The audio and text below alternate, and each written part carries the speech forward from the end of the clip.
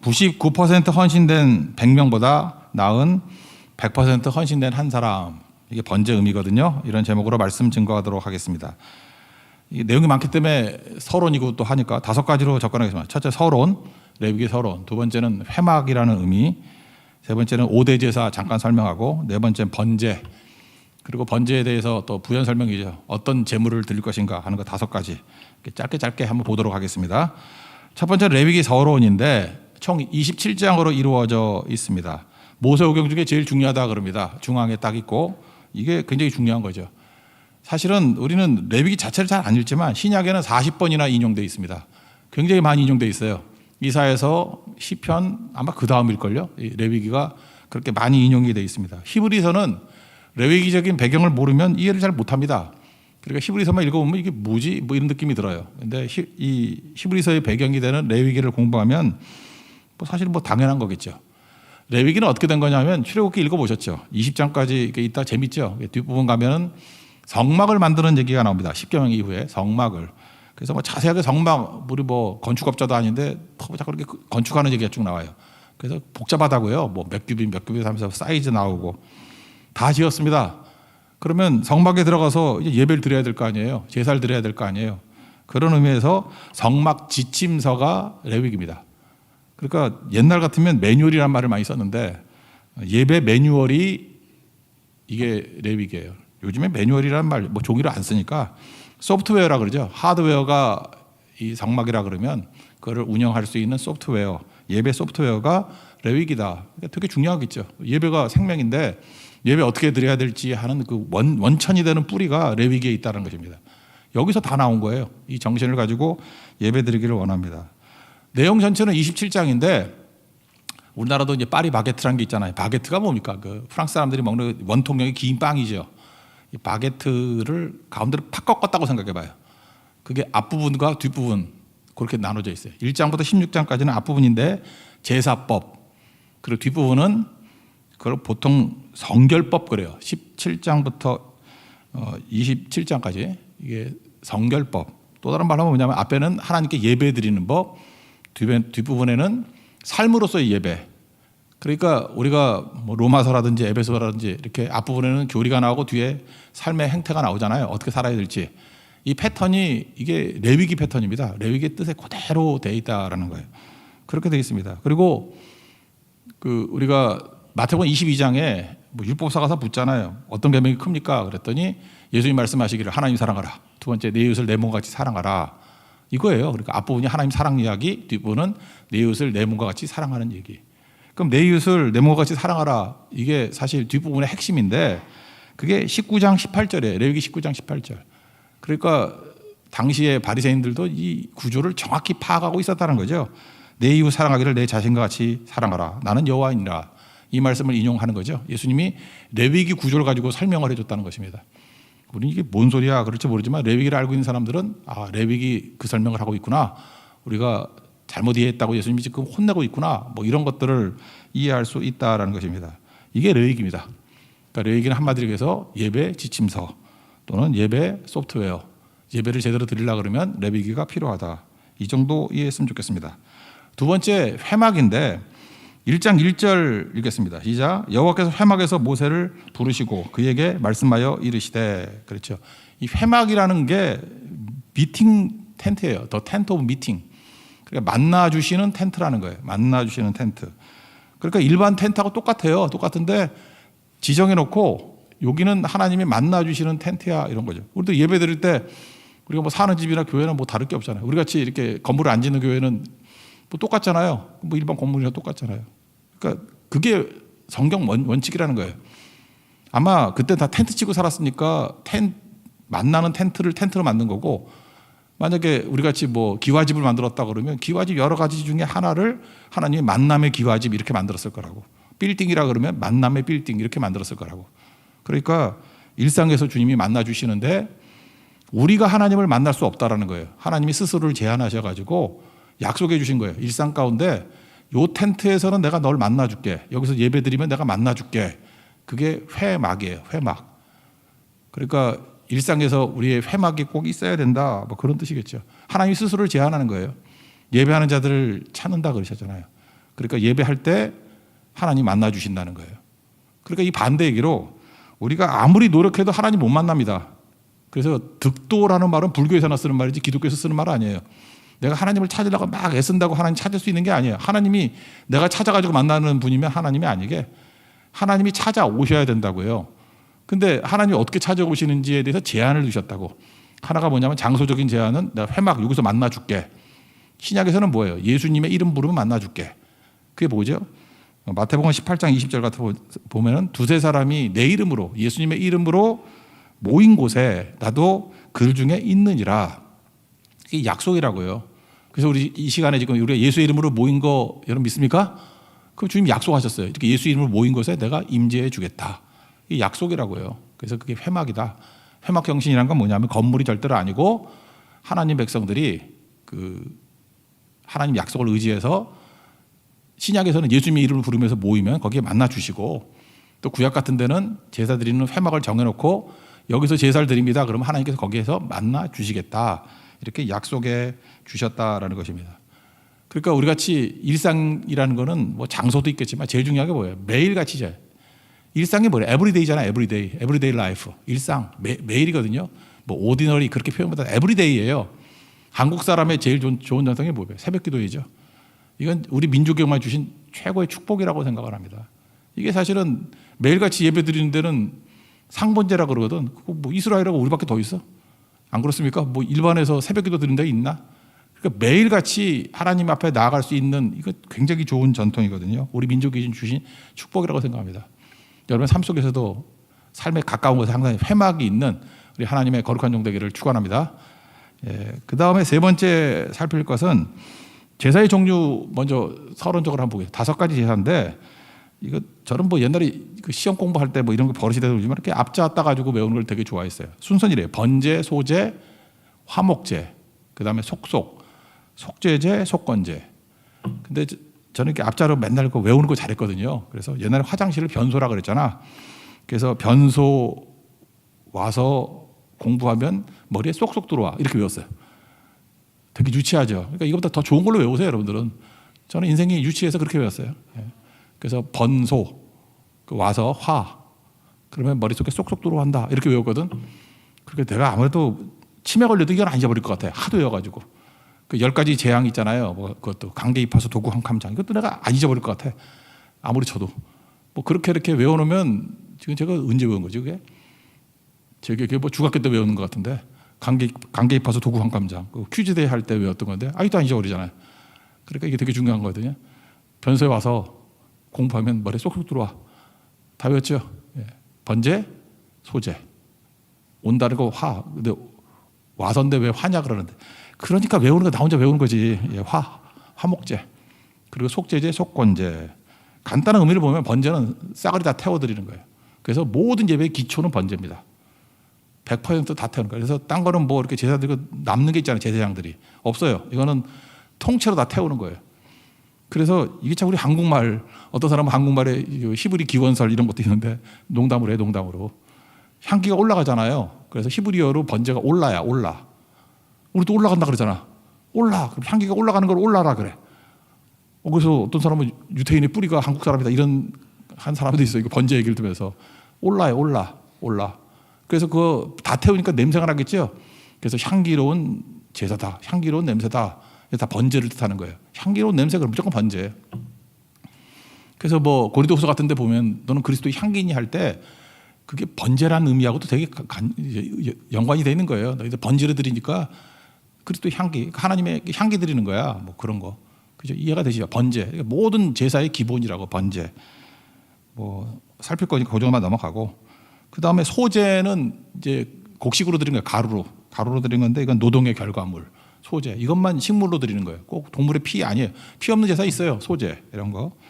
화목제는 뭐 말 그대로 화목한 거죠. 그 잡아가지고 그날 다 먹어라. 근데 요거는 그 형태에 따라서 3가지가 있어요. 감사제, 서원제, 내가 서원하는 거. 이게 자발적인 거죠. 감사하거나 서원하거나 낙헌제. 낙헌제는 개인 예배 같은 거예요. 이게 다 제사장 없이는 예배 못 드리거든요. 제사 못 드리거든요. 근데 제사장 없이도 드릴 수 있는 유일한 제사 낙헌제. 이건 제사장 없이도 혼자서 드릴 수 있는 예배예요. 낙헌제. 이렇게 3가지 형태가 있다. 속죄죄는 뭐 죄를 속하는 거고, 이건 뭐 너무너무 많이 나오는 거고, 속건죄는 권리를 침해했을 때 벌금법이에요. 배상하는 법, 벌금. 근데 그러잖아요. 야, 세상에 치사하게 벌금이 뭐 그러냐 그러는데, 벌금이 맞지. 예를 들어서 내가 이렇게 사고를 냈어요. 자동차 운전자 사고를 냈어. 그래서 어떤 사람이 꽝 해가지고 뭐라 그럴까요? 뭐 팔이 하나 부러졌다고 합시다. 교통사고로. 그 사람이 잘못해가지고 그저 술 먹고 와가지고 팔을 부러뜨렸어. 그러면은 어떻게 해야 돼요? 일로 와. 그리고 몽둥이 갖고 팔을 부러뜨려야 돼요? 공포지. 그럴 때는 어떻게 하라는 거예요? 돈으로 배상하라는 거예요. 이건 하나님의 긍휼이라고요. 돈으로 해결하는 게 제일 좋지. 안 그래요? 이게 벌금제도예요. 그래서 유대인들이 들어가는 모든 곳에는 항상 사과도 하고 뭘 하지만 배상을 하게 돼 있다고. 이게 속건제 이런 거예요. 이거 뭐 나중에 뒤에 나올 겁니다. 그러니까 그렇게 5가지 제사가 있다. 그리고 이제 방식에 따라서 또 나누는 게 있어요. 방식. 이제 이거는 제사는 아니지만 제사를 어떤 방식으로 드리느냐 하는 것들이 하나가 화제. 화제는 불로 태우는 거예요. 번제가 화제지. 그래서 이거 하나님께서 드리는 화제니라 그럴 때 불로 태우는 거. 전제라는 게 있죠. 이건 디모데후서에 나오잖아요. 바울이 죽기 직전에 했던 얘기잖아요. 4장 6절 전제와 같이 내가 벌써 부어지고, 이건 액체로 드리는 거예요. 대부분은 피인데 우리 인생이 액체가 있는 인생이 되자 그랬죠. 땀, 눈물, 피 이것 중에 하나는 흐르고 있어야 돼. 이거 안 흐르면 문제가 있어요.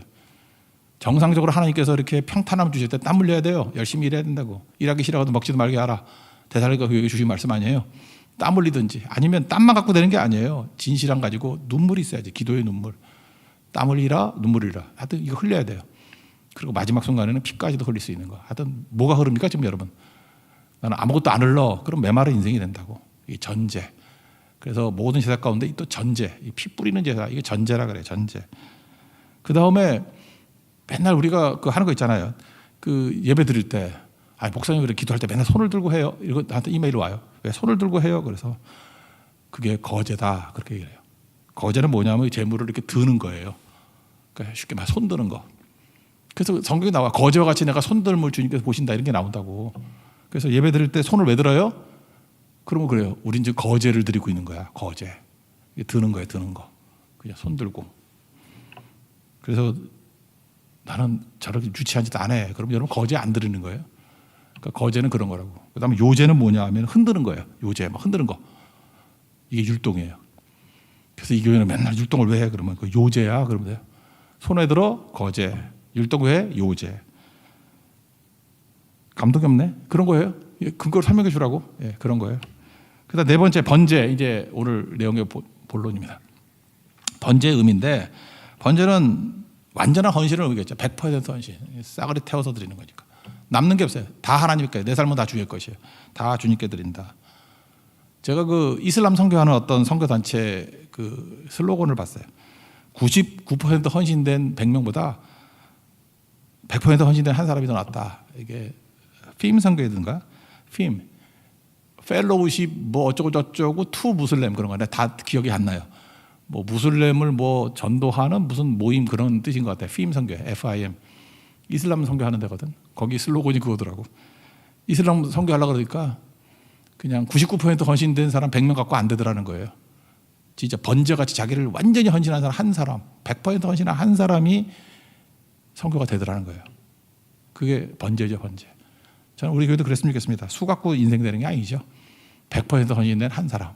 그게 번제예요. 번제같이 내가 드려지길 원합니다. 그때 하나님 앞에 최고의 것이 될 수 있겠죠. 우리 인생은 이렇게 에너지로 한번 생각해봅시다. 에너지는요 전환을 기다리고 있어요. 에너지는 전환이 되는 거예요. 여러분 이 몸도 보세요. 늙잖아요. 그죠? 시간이 가면 늙죠. 1년 또 늙고 하죠. 힘도 없어지고 그럴 거 아니에요. 아직은 힘이 좋다 할지라도 에너지 전환이 되는 거라고. 그러니까 늙어가면서 그 에너지를 내가 먹고 힘 가진 것 같고 뭐래요? 선교하고 예배드리고 기도하고 사랑하고 섬기고 뭐 말씀 증거하고 그러면 에너지가 그쪽으로 전환이 된 거 아니에요. 그러면 그 사람은 육체를 가지고 어마어마한 가치를 뿌리고 다닌 거 아니에요? 그게 에너지 전환이라고. 근데 그거 안 하고 그 에너지를 주셨는데 에너지 전환이 안 돼가지고 뭐 하죠? 맨날 쌓아두고 있다가. 그래서 에너지 전환의 최하가 뭐냐면 썩는 거예요. 그 썩어버리게 만드는 것보다 바보가 있어. 왜 에너지를 썩게 만들어? 그래서 낡게 만드는 거예요. 낡아지게 만드는 것보다 어리석은 게 있어요. 그래서 게으름이 최악이라고. 왜냐하면 에너지 전환을 최악으로 하는 거, 그게 게으름이에요.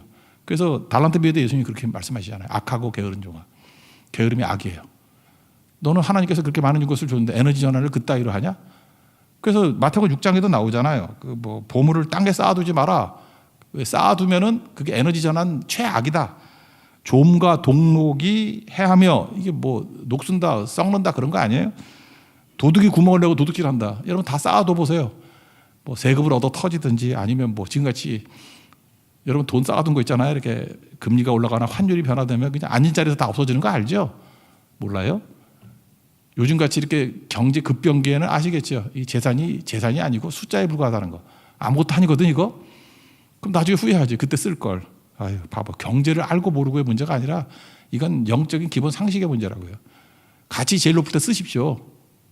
그래야 그게 에너지가 최고의 상태로 가는 거 아니겠어요? 조지 휘필드가 그런 얘기를 했어요. 녹슬어지기보다 나는 닳아서 없어지길 바란다. 그게 뭐예요? 에너지 저하된 상태로 끝나지 않고 닳아서, 그러니까 불태워지길 원한다. 뭐 폭발하길 원한다. 그런 거겠죠. 뭐 이론적으로 1g을 핵분열을 많이 시킨다 그러면 그 핵폭탄이 되잖아요. 도시 하나를 날릴 수 있잖아요. 1g이. 내 인생이 핵폭탄 같은 인생 되길 원합니다.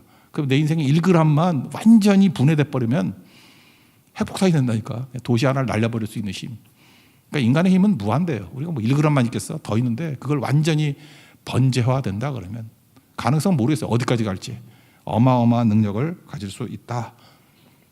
그래서 우리 인생이 번제가 되게 해 주옵소서. 우리 교회도 마찬가지예요. 이 번제 드리는 성도들이 생기게 된다 그러면 이 폭발적인 능력, 이건 뭐 100배도 넘겠죠.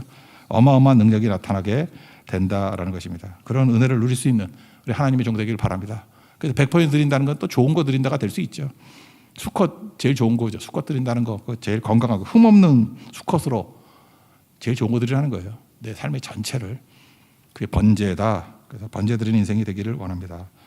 그 다음 얘기는 번제를 드릴 수 있는 이제 번제물이 뭐냐, 5가지가 쭉 나오는데 크게 보면은 황소와 양 이렇게 나와 있고, 그 다음에 염소 나오고, 그 다음에 비둘기, 이렇게 뭐 4가지로 봐도 될 것 같아요. 먼저 의미는 뭐냐, 황소는 완전한 순종이죠. 소 그러면 순종 뜻하지 않습니까? 그런 거예요, 순종. 그렇지만 황소도 제일 비싸잖아요. 그러니까 하나님께서 우리 드릴 때 황소를 바칠 수 있는 사람은 황소를 바치고, 가난한 사람은 비둘기 밖에 없는 사람은 비둘기 바쳐도 된다, 그런 거예요. 그래서 헌신은 자기가 주신 거 가지고 다 드리는 거지 뭐 얼마를 해야 된다 이런 거 있는 거 아니거든요. 그러니까 황소 드리십시오. 그래서 예를 들어서 뭐 여러분 많이 받은 사람 있잖아요. 돈도 많고 은사도 많고 뭐 건강도 많고 이런 사람은 자기의 황소를 드리면 그 완전한 순종이에요. 그래서 완전한 순종은 내 베스트를 드리는 거예요. 내 인생의 가장 알찬 거. 그 황소예요, 황소. 제가 볼 때 인생 가운데 이거 드릴 수 있어. 제 인생 가운데도 뭐 언제 했을까? 뭐 이렇게 아주 체력이 남아돌고 막 했을 때는 잠도 안 자고 밥도 안 먹으면서 전도하고 그랬던 적이 있거든요. 그때는 황소 드린 게 아닌가 생각이 들어. 완전한 순종. 완전한 순종. 황소. 근데 황소만 맨날 드릴 수는 없잖아요. 그 다음에 또 양도 있죠, 양. 양은 완전한 항복이에요, 항복. 그래서 예수님이 이사야 53장 같은 데 보니까 털 깎는 자 앞에서 양이 잠잠한 것 같이. 이것도 항복이죠. 오히려 주님께 맡겨서 주께 내 뜻대로 마옵시고 주의 뜻대로 하옵소서. 그죠? 내 주의 뜻대로 행하시옵소서. 그게 완전한 항복, 양이라고. 어떤 때는 그럴 때가 있어요. 내가 원하는 게 있는데 원하는 거 다 포기해버리고 주께서 이끌어 가시는 거예요. 황소같이 드릴 때는 좀 화려하거든. 나 뭐 뽀대도 난다 그러고 뭐 되게 큰 거 드린다 그러는데 어떤 때는 그게 죽는 거예요. 그게 초라한 거예요. 그냥 나서지 않는 거라고. 근데 하나님이 또 이렇게 이걸 통해서 또 일하실 수 있다고. 양 드린 사람은 누굴까요? 순교자들. 뭐 스데반 집사라든지 아니면 예수님의 제자 가운데 세베대의 아들 요한의 형제 야고보 같은 사람. 첫 번째 순교자 있잖아요. 뭐 하기도 전에 순교했잖아. 그런 게 완전한 항복 그런 거 아닐까? 양을 드릴 때. 우리 인생 가운데 양 드릴 때 있습니다. 내가 양같이. 양도 귀한 거죠. 귀한 건데 완전한 항복 이런 뜻이 있고요. 염소가 진짜 황당한 건데 염소는 내가 볼 때 억울함이에요. 그 보면은 양 그러면 이스라엘 백성 개념 가운데는 뭐 구원받은 개념이고 염소는 죄인 개념이에요. 예를 들어서 마태복음 25장 31절, 32절 같은 데 보면, 특히 32절 보면 이렇게 양과 염소를 가른다는 얘기가 나오잖아요. 32절 읽겠습니다. 모든 민족을 그 앞에 모으고 각각 분별하기를 목자가 양과 염소를 분별한 것 같이 하며 양은 그 오른편에 염소는 왼편에 두리라. 그러니까 양은 구원받은 자를 상징하고 염소는 구원받지 못한 버림받은 자를 상징한다고. 근데 예수님이 뭐가 됐어요? 예수님이 염소가 되셨다고. 그거 뭐예요? 우리 대신에 죄 짊어지시고 죽으셨다 그런 거죠. 그래 인생을 살아가면서요, 하나님께서 완전한 대속으로 우리를 염소로 부를 때가 있다니까. 염소로 부르면 무지 억울하지. 그래서 우리는 억울해가지고 미치려고 그래. 주님 나 죄 안 졌는데, 나 그거 아닌데, 억울한데요, 나 하지도 않은 거 왜 했다 그러고, 왜 나에게 과도하게 이렇게 죄인의 자리, 심판의 자리를 이끌어 가십니까? 뭐 그런 거 아니에요? 바울도 그랬죠. 바울이 죽은 것이 죄인으로 죽었잖아요. 실패자로 죽었잖아요. 근데 디모데후서 4장 8절 보니까 의의 면류관이 심판날에 의의 면류관 주신다고. 그러니까 뭐 다 뒤집힌다는 거죠. 의의 면류관이 너 의롭다, 네가 옳은 거다 판결해 주신다는 거죠. 그래서 번제 중에 하나는 뭐냐면 인생 가운데 염소의 제사를 드릴 때가 있어요. 그냥 입 다물고 죽으세요. 그냥 뭐 자기를 증명하는데 인생 쓰지 말고 예수님을 증명해야 될 거 아니에요. 세상은 마귀는 맨날 오해해요. 오해하고 덮어씌우고. 보세요. 바울도 죄 덮어씌우고 예수님도 죄 덮어씌우고 막 그러잖아. 그때 그거 뭐 일일이 한다고 되나? 염소로 죽어야 될 때가 있다. 그 염소의 번제. 그죠? 이런 것도 필요한 거죠. 그 다음엔 비둘기, 어린 비둘기, 반구, 뭐 비둘기거든요. 비둘기는 이건 가난함을 상징하는 거죠. 완전한 가난과 순진성, 과부의 두 렙돈, 뭐 이런 거죠. 예수님도 가난했다. 이거 어떻게 알죠? 그 누가복음 2장 24절에 보니까 그 성전에 올라왔다가 주의 율법에 말씀하신 대로 비둘기 한 쌍이나 혹 어린 방구 둘로 제사하려 함이더라. 그러니까 요셉과 마리아 이 가정이 부자가 아니었다라는 것을 알 수 있죠. 왜냐하면 제일 가난한 사람이 드리는 게 비둘기인데, 비둘기 한 쌍, 어린 방구 둘, 그러니까 한 쌍이죠. 이렇게 제사 드렸다. 그 무슨 얘기입니까? 그 자신이 가진 것 없다고 열등감 빠지지 말고 하나님이 내게 주신 거 비둘기 주셨으면 비둘기 드리면 되는 거예요. 여러분 지금 혹시 가난한 분들이 있습니까? 가난할 때 진짜 가난해서 없잖아. 없을 때 그 작은 거 드려보세요. 과부의 두 렙돈. 그런 경험이 되게 중요해요. 그래서 우리 인생 라이프 타임 가운데 다 돌아가요. 뭐 그런 사람도 있겠지. 뭐 처음부터 끝까지 쭉 가난할 때도 있겠지만 돈 말고 땅 부분에 은사에 있었어도 황소 때가 있잖아. 황소 때에 꼭 황소를 드리라고. 양 드려야 될 때 꼭 양 드리라고. 인생 가운데 억울함 있잖아요. 염소 드려야 될 때 그 억울함 자꾸 주를 바라보면서 참고 십자가 지는 게 염소 드리는 거예요. 그리고 가난할 때 비둘기 드리는 거. 이게 다 필요하다고. 이 과정을 다 드리면서 뭐예요? 각 시기마다, 각 상황마다 나는 하나님 앞에 100% 헌신하는 번제를 드렸습니다. 그게 아마 하나님 앞에 섰을 때 스토리가 될걸요. 그죠? 간증이 되고. 그게 여러분 인생을 멋지게 만드는, 아름답게 만드는 힘이 될 수 있다는 것입니다. 지금 우리 성도들 뭐 여건은 잘 모르겠어요. 그렇지만 예외 없이 뭘 드리든 간에 하나님 앞에 번제 드리는 번트 어퍼링이라고 하죠. 다 태워서 내 상황 있는 모습을 다 태워서. 어떤 사람은 병들고 상황이 코너에 몰리고 아무것도 없잖아요. 그때 그 다 짜내가면서 하나님 앞에 내 3년째를 드립니다. 그게 번제예요. 번제. 번제를 잘 드릴 수 있는 우리 하나님의 거룩한 종 되길 바라고, 번제 드릴 때 하나님께서 향기로운 냄새라 그러면서 제일 기뻐하셨던 것 같아요. 그래서 모든 예배의 기초는 번제. 지금부터 번제 드리는 법을 배우면요, 이게 삶의 모든 것에 다 연결이 돼요. 다른 분야의 일들도 번제 드리시듯이 행하면 제가 볼 때 못할 게 뭐가 있어요. 번제 드리시 공부하면은 뭐 공부도 잘할 거고, 사업하면 사업도 잘 될 거고, 안 그런가요? 뭐 어떤 조직에 들어가서 관계 속에서 맺을 때에도 최고가 될 수 있겠죠. 기초입니다. 하나님의 번제 배우고 번제 드릴 수 있는 믿음의 신실한 종 되기를 축원합니다. 자리에서 일어나겠습니다. 아무도 예배하지 않는 찬양하겠습니다.